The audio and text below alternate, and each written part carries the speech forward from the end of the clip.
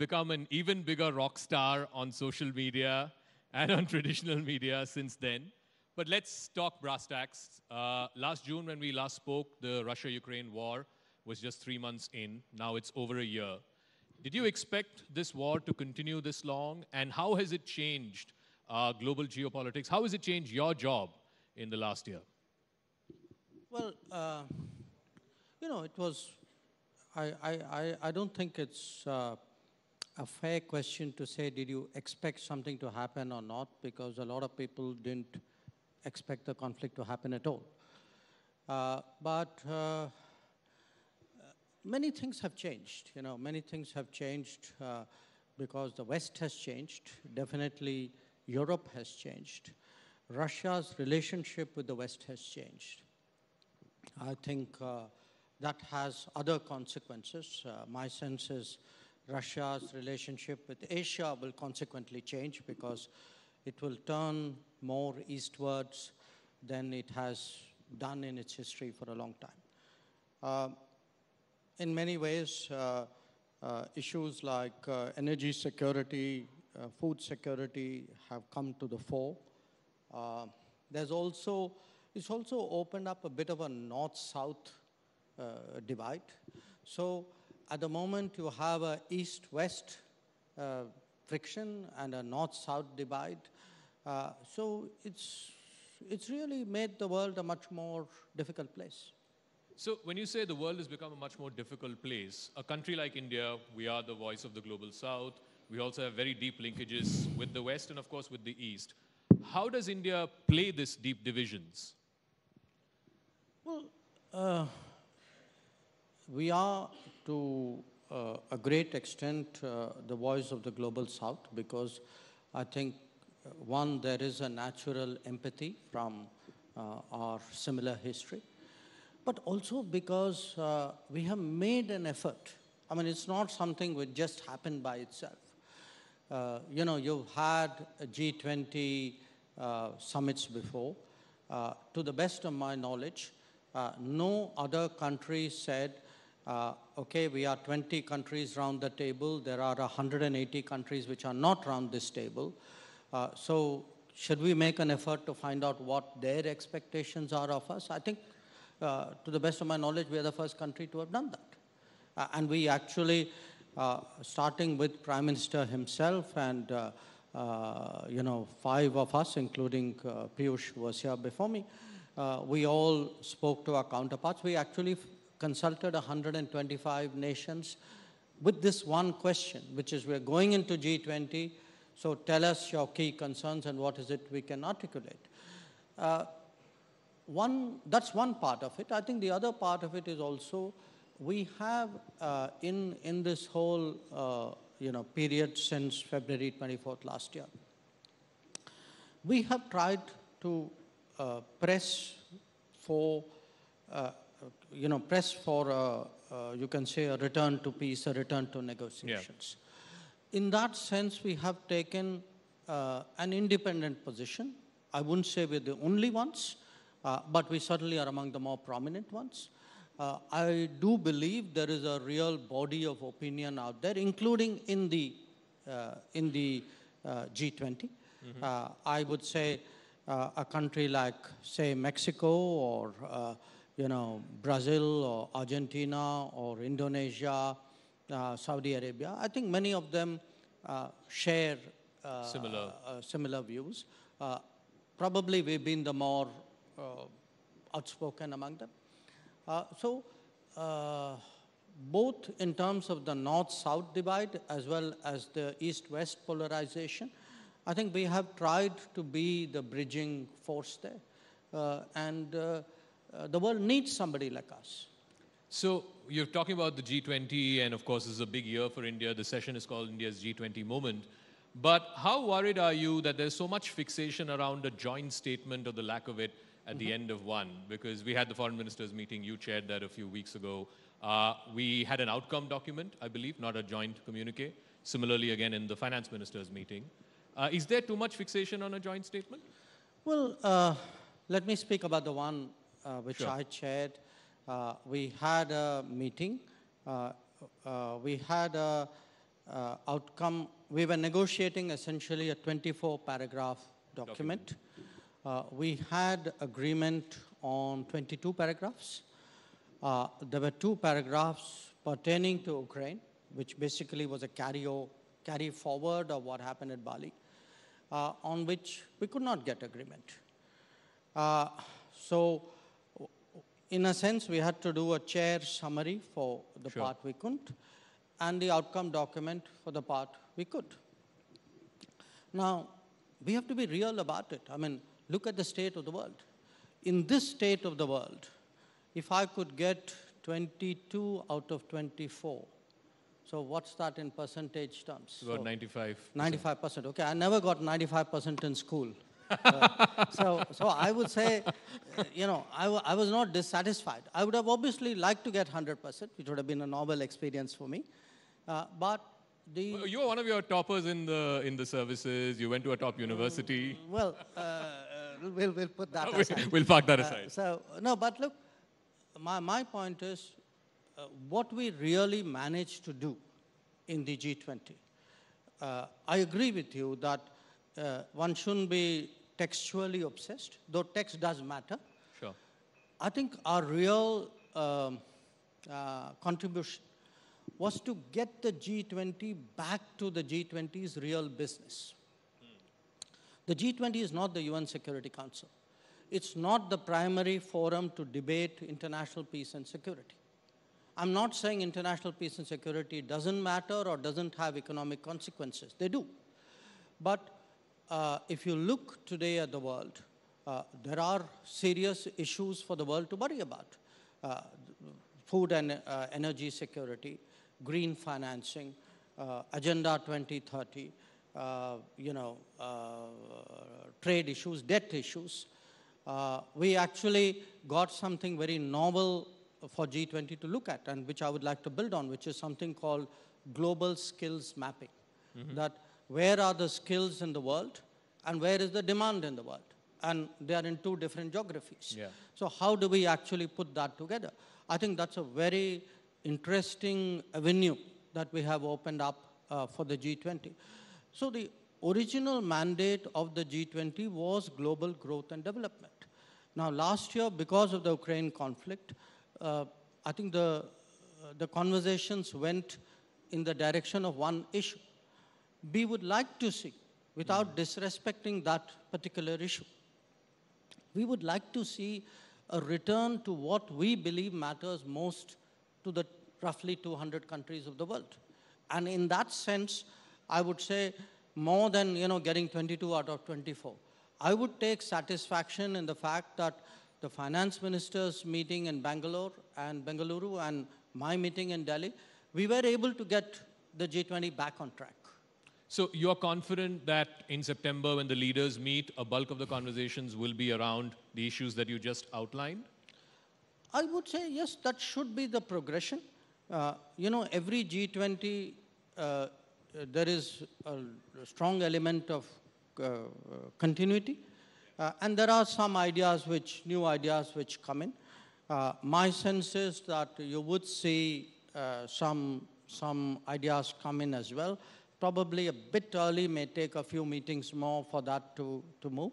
But I would certainly hope that by September, we would have a G20 leaders meeting which would look at the crucial issues pertaining to global growth and global development. Sure. So one of the consequences, I guess, because of the war, or perhaps it's been accentuated because of the war, is the world is increasingly looking like 2 blocks. You have the United States and its partners on the one side, and you have Russia and China on the other, most of all because of what happened last week when Xi Jinping went to Moscow. What do you make of that? And how, again, I come back to this, how does a country like India play that? Because we are in neither camp. I think you are oversimplifying this, deliberately so, I understand. Journalist occupational hazard. Yes, absolutely, I get that. I'll tell you why you're oversimplifying it. It's not, Russia and China versus the West in that simplistic a term. After all, the primary partner, economic partner of China is the West, and the primary economic partner of the West is China. So they have an enormous amount of economic interface there. Where Russia is concerned, I would actually go back to my initial point, which is I think one of the natural consequences of the Ukraine conflict is that Russia, a Eurasian power which has historically looked much more towards Europe, today finds its relationships with the West very, very difficult. So that Russia is inclined in many ways, therefore, to turn much more to the Asian side of Russia. Yeah. So I would predict fairly safely, and I think the numbers this year already bear me out, that you will see an intensification in Russia's relationship with Asia as a whole.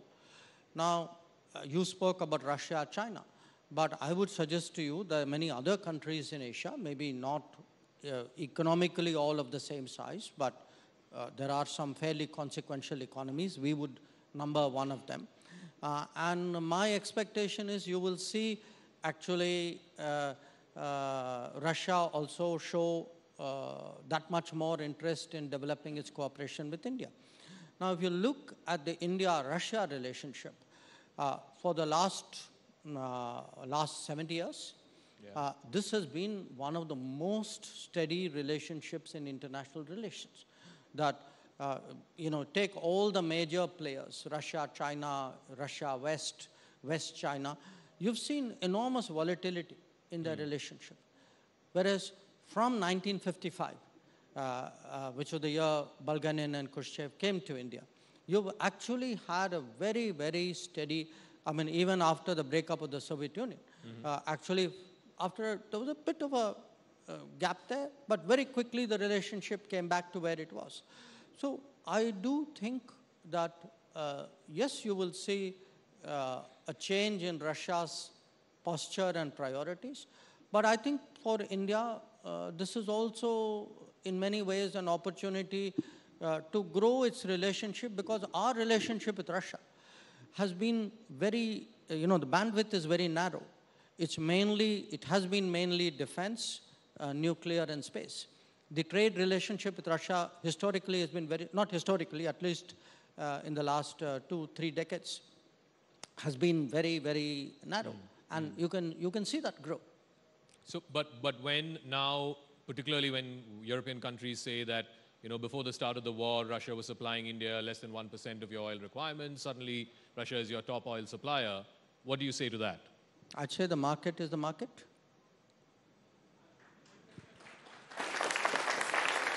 We all believe in markets, right? Of course. So let's talk a little bit about domestic politics as well, because as you said some time back, there's a lot of interest outside about domestic politics, and of course in India also there's a lot of interest about what's happening around the world. Your parliamentary colleague, Mr. Rahul Gandhi, the leader of the Congress party, he made some comments while he was abroad. There was a backlash to those comments. Your party basically wanted him to apologize, and then subsequently now there's a court conviction and he's been disqualified. I want to know your... Sorry, the two are not related. The two are not related. Fair enough. I'm just so that we are clear. Chronological order of what's happened with Mr. Gandhi over the last couple of weeks. I want, first of all, your reaction to the disqualification and what the opposition is saying, that, look, this sort of proves what we've been saying all along. The Modi government is illiberal. It's an electoral autocracy. Opposition's not being allowed to talk. How would you respond to them? So let's assume I have a counterpart or a colleague, or I go abroad and somebody asks me what you're asking. How would I put it? That's essentially what you're asking me. I guess I would say that 4 years ago, Rahul Gandhi was disparaging of a community in a public meeting. It's not me saying it, it's on record. A member of that community took offense and began legal proceedings. Rahul Gandhi had an opportunity of rectifying the situation, of expressing regret. He chose not to do so. The legal proceedings then produced an outcome. The outcome triggered a law which I would remind you Rahul Gandhi himself had in a way supported some years ago. A law that has been applied, I think, to about 10, 12 other elected representatives, including of the ruling party. So my answer to somebody who asked me this would be the law is the law.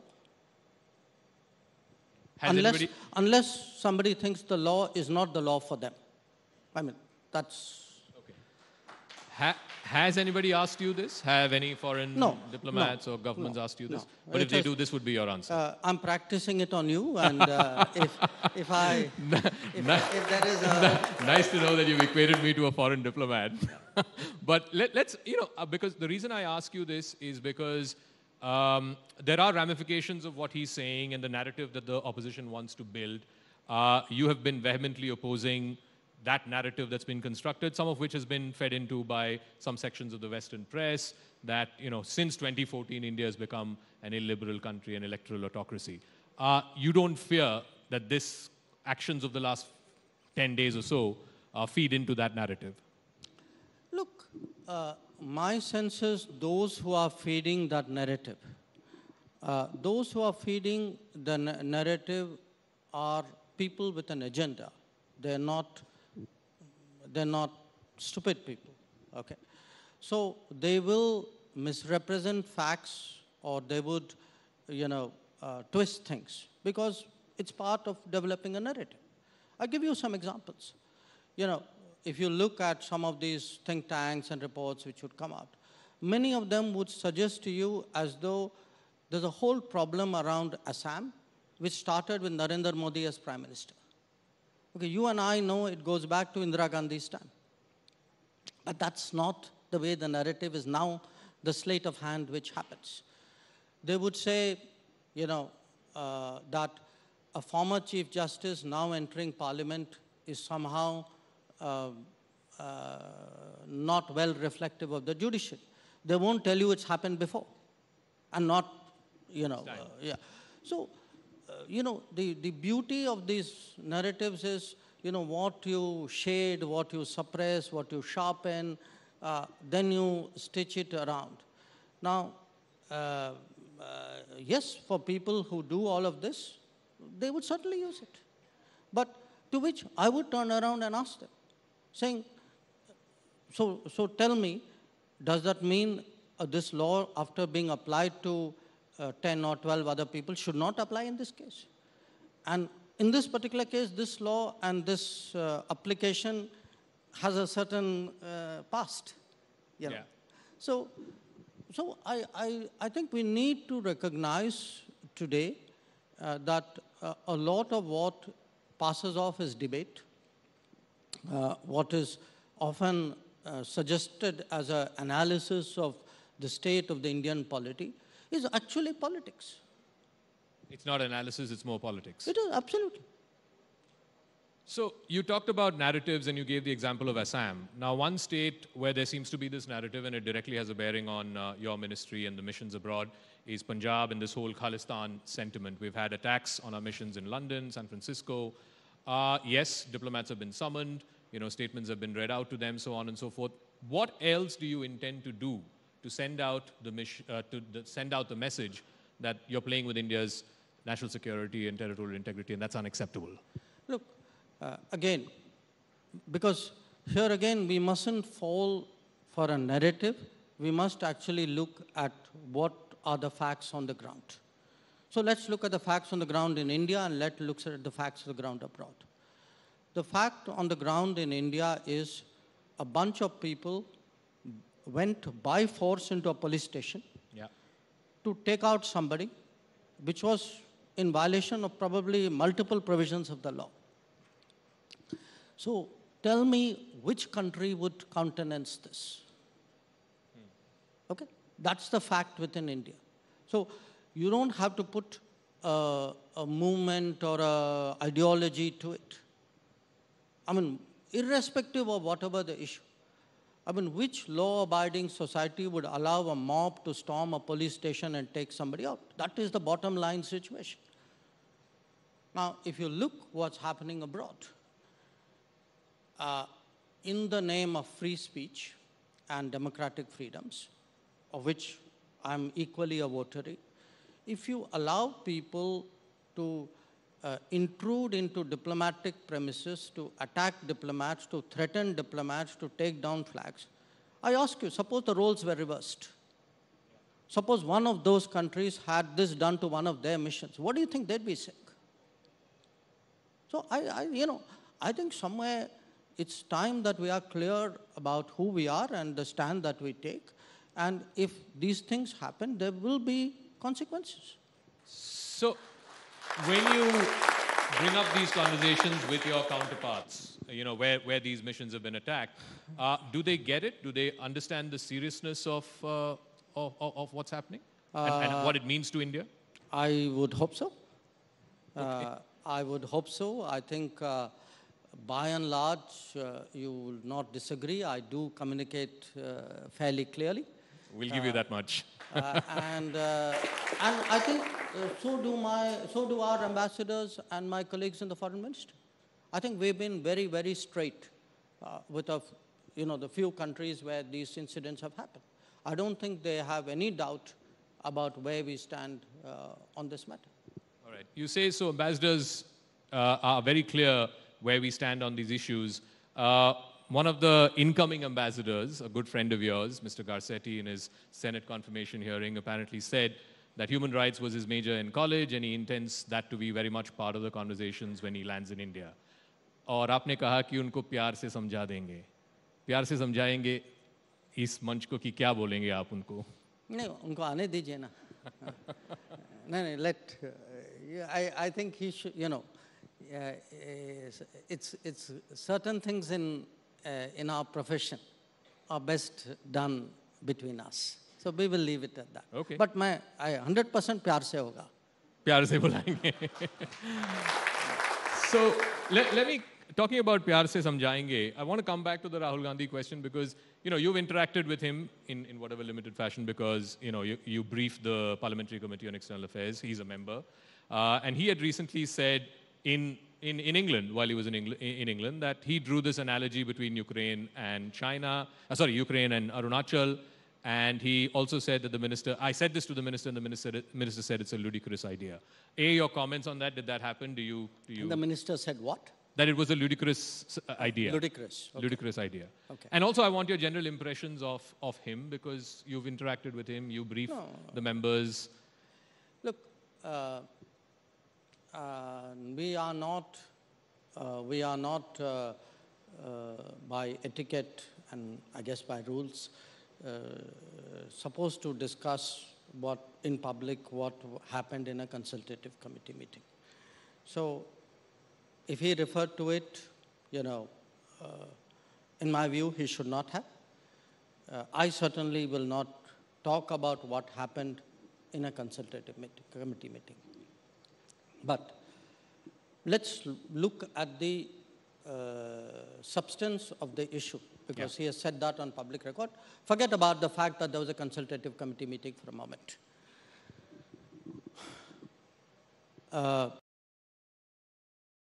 What China did in 2020 and what is happening today in Ukraine. Okay. What is today happening in Ukraine, if you follow the two sides, one would say that they are threatened by the expansion of NATO and the character of the regime in Ukraine. And the other one would, the Western countries would say the Russians have ambitions, expansionist designs, whatever it is. What is the analogy between that and India-China? I mean, what happened in the border, which, by the way, is, in my view, completely indefensible. So don't get me wrong there. That has nothing to do, there's no NATO in play here. There's no regime character in play here. So I just don't see the comparison. So tell me, since you mentioned China, where are we on this, the border confrontation that happened? I mean, I believe out of the 7 odd points, 5, there has been disengagement, 2, there is still no disengagement. Just a broad understanding that, do you believe this has gone beyond the remit of army commanders? This has to be a political sort of dialogue and eventually moving to resolve the situation? Look, first you have to understand what is the nature of the problem. The nature of the problem is that two militaries who generally were not 24/7 deployed at or on or very close to the LAC have done so to a great degree after May of 2020. Because pre-May of 2020, both militaries were primarily located in the depth areas where they had permanent bases, and then they would patrol out into the LAC.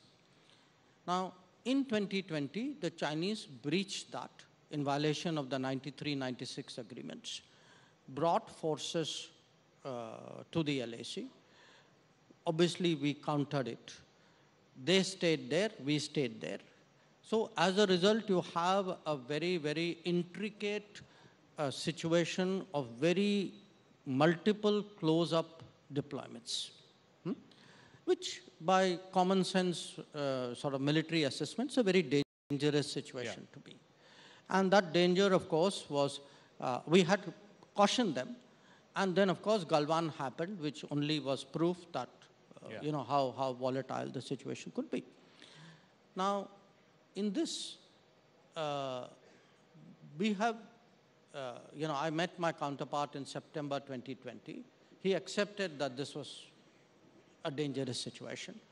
And since then, we've been trying to the close-up deployments, not close-up deployments, the close-up forward deployments. But it can only be done if there is a mutual agreement. Because in the past, there have been occasions when, quite honestly, without revealing confidences, we may have made some such unilateral move, and we found it was not necessarily responded to by the other side. So everything that we have done is on the basis of what we call the principle of mutual and equal security, which means, you know, if we move back here, you will move back there. So now again, some canards have been floated that, oh, buffer zones have been created in our patrolling areas. If I'm not able to patrol somewhere, he's also not able to patrol on that area. So it's, you know, whatever we have been done is mutual, it is negotiated. Now, this is still unfinished work. There are places where we have this forward deployments. We continue to work away at it. I will only remind you when this started in the summer of 2020. If you took the cumulative analysis of this city, people told me this, you know, we're not going to get a solution. You know, oh, the Chinese are going to do this, there's nothing you can do. I would say, please look at the last 2 to 3 years. You know, my sense is the military has done what the military should do. The military has deployed. The military deployed in the COVID. The military is deployed round the year. The military is deployed through the winter. The military is deployed at great heights. So, you know, and secondly, the military and diplomacy has worked in lockstep. Now, your question, you know, should you not leave it to military commanders? First of all, it has never been left entirely to military commanders. The military commanders and the diplomats work as a team.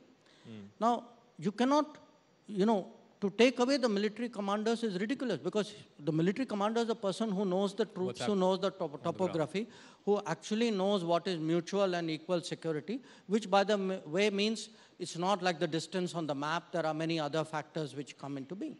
So I would say, actually, in the last 3 years, this combo of military diplomacy and diplomacy working in lockstep has made progress. I accept that, you know, we have not been able to sort everything out, but I also tell you that I have not, you know, it's not like for me the end of the road. You know, we will keep at it. When I met the new foreign minister, Chingang, in, you know, Delhi on the sidelines of G20, it was something that we discussed. So it is work in progress, and I would certainly like to see more progress. Since you mentioned you met the new Chinese foreign minister, there seems to be a bit of a change in Chinese diplomacy, if you will. You're seeing the moves that they're making vis-a-vis Iran and Saudi Arabia. They've also floated this 12-point peace plan with Ukraine.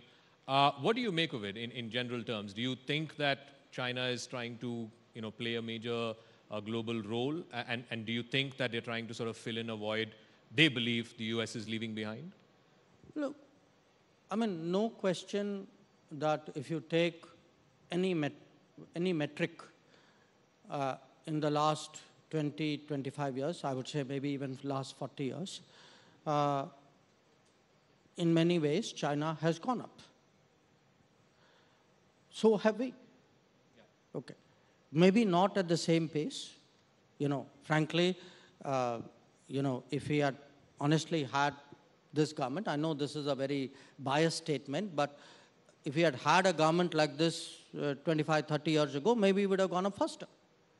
But at least today, if you look at the progress in the last decade, do also see that just like China's reach and influence and equities grow, ours too are growing. But in this particular case, what you are mentioning, I think you have a very complex regional problem in which obviously China is involved. The parties have found China useful in whatever that they are doing. And that is something which is a fact. Do we recalibrate? Because we have huge energy requirements from there. We have a huge diaspora there. Is there any ramification for us? Why do I need to recalibrate? I mean, how is this in any way affecting my relationship with Iran and my relationship with the Saudis? I mean, both relationships are doing well. Both relationships in the last 10 years have got much more attention than they got in the previous 20 years. And their governments understand that. So I'm doing quite well there. Thank you. So, since you mentioned that, just as China's equity has grown, so has India's, would India want... Look, it's not that simple. I would say it's natural for India, if a situation arises where we can be helpful, of course we would like to be helpful. But, to say we would like to be helpful, to say would you like to play peacemaker, that's like a very high bar that you're setting.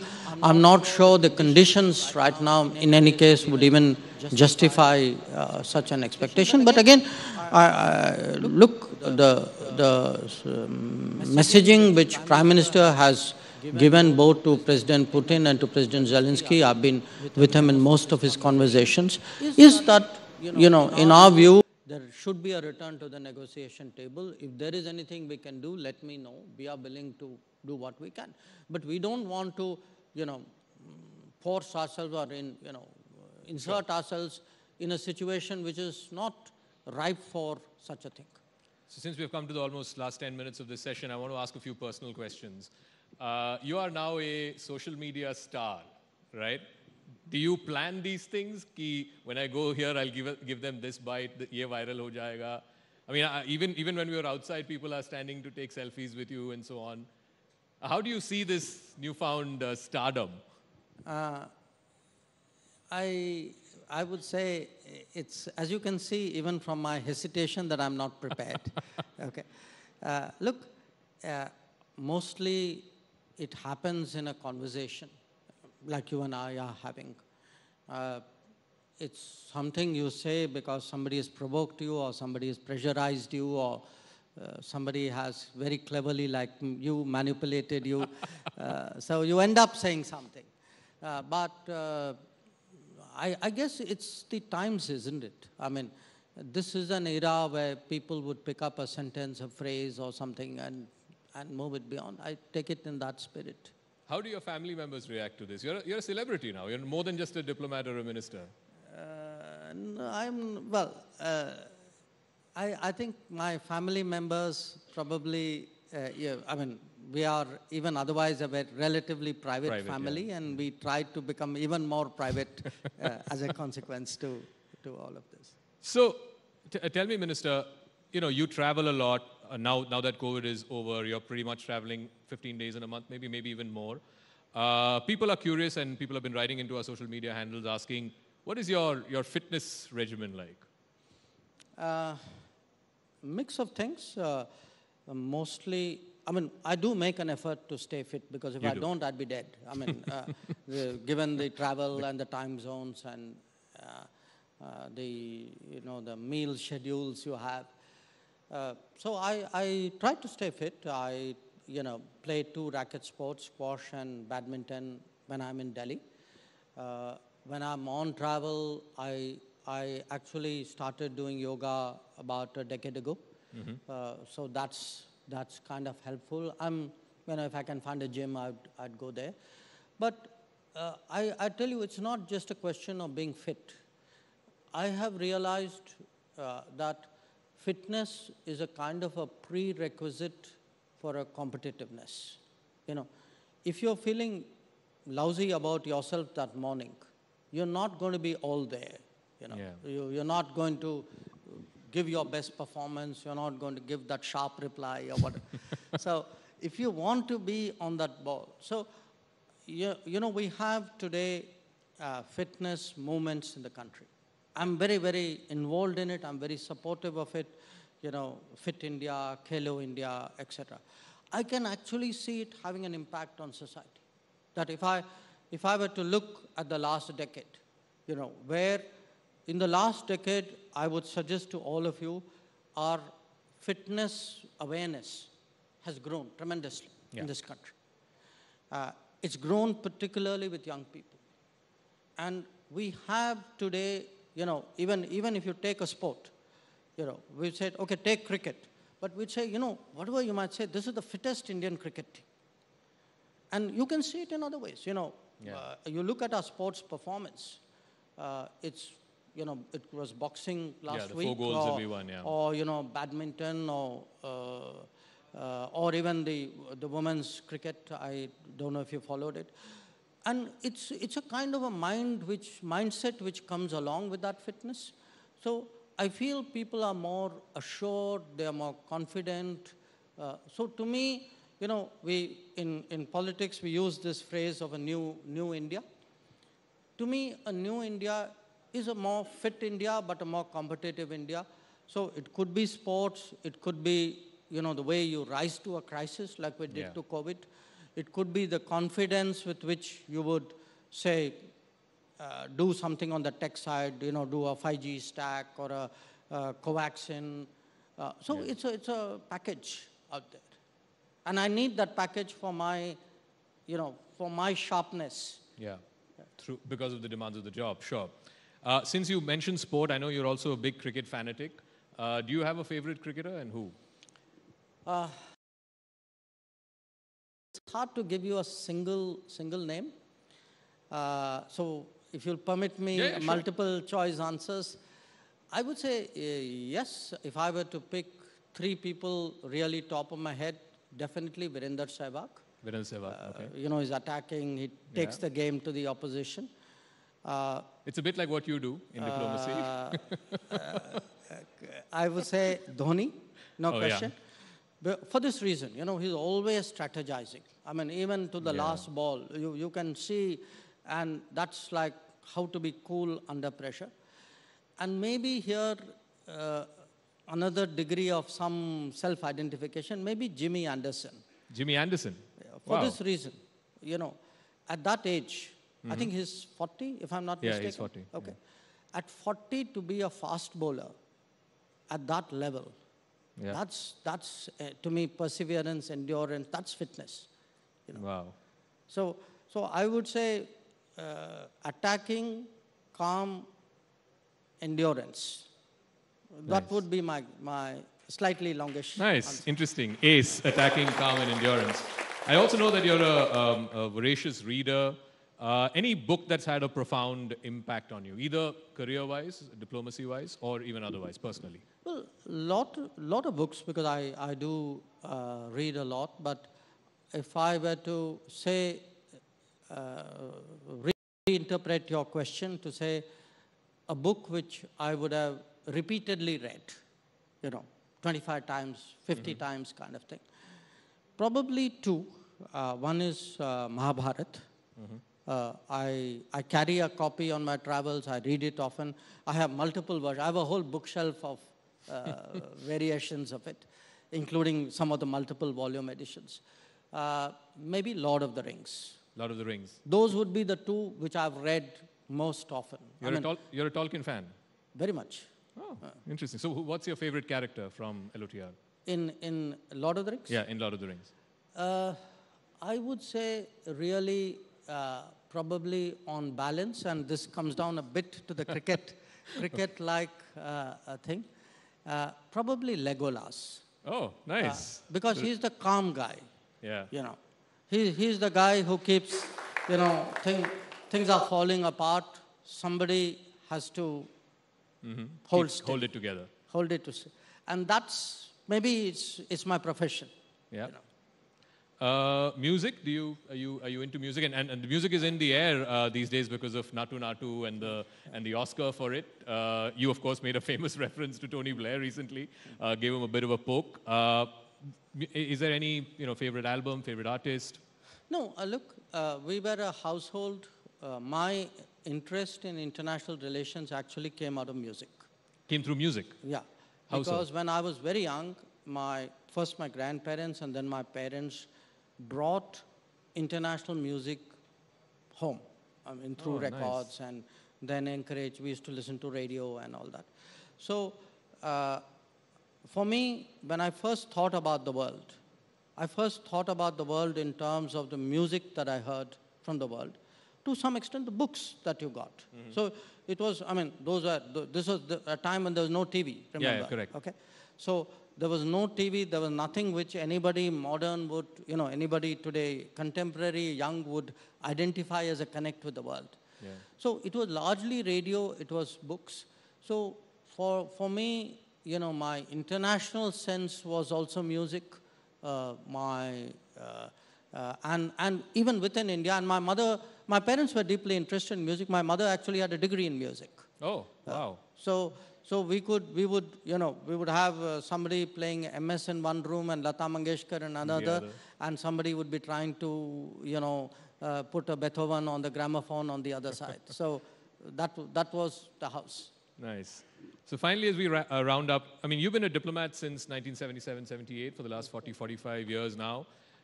Surely there must have been a diplomat or multiple diplomats who have impacted you profoundly. Your most favorite diplomat, as it were. That's a question, because look, I had a mentor, I would say, in the Foreign Service, to whom I actually dedicated my book, who really, I mean, you kind of are an understudy to somebody when you join. Yeah. And he was, I think, enormously helpful in shaping my early years.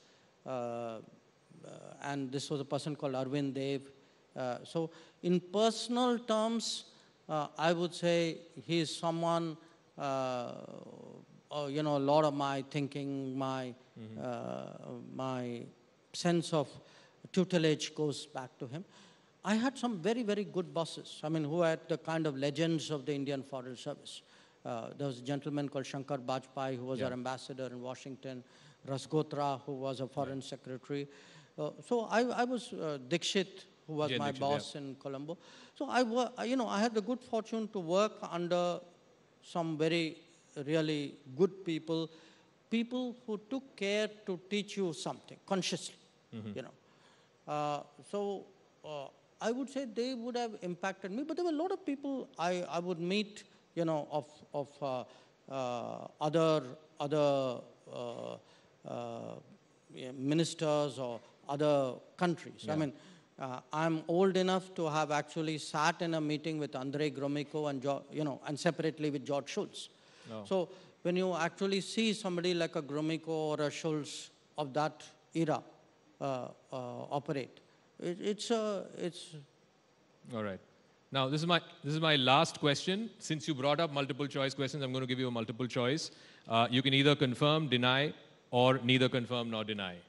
Is the party prepping you to contest the Lok Sabha election next year? I have no idea. That's not part of the options, by the way. It doesn't follow any of your... my Rajya Sabha is due this year. Oh, nice. So I would suggest watch my Rajya Sabha. Okay. Ladies and gentlemen, the External Affairs Minister of India, Dr. S. Jaishankar. Well, that was a fantastic session. I think Dr. Jaishankar deserves a much rounder applause. And please, can we bring down the house? Wonderful to see so many people at the News18 Rising India. Thank you so much, Dr. Jaishankar. And I'm going to request Zaka to present a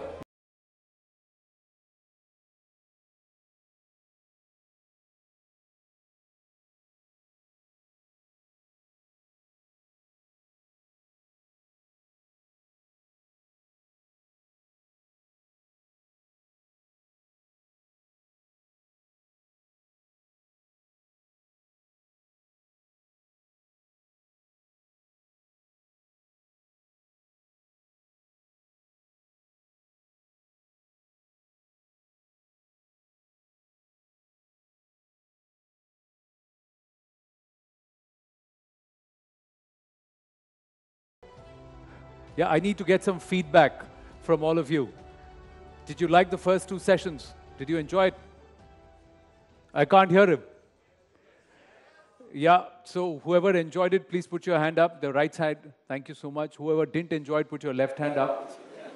No, all right, sir.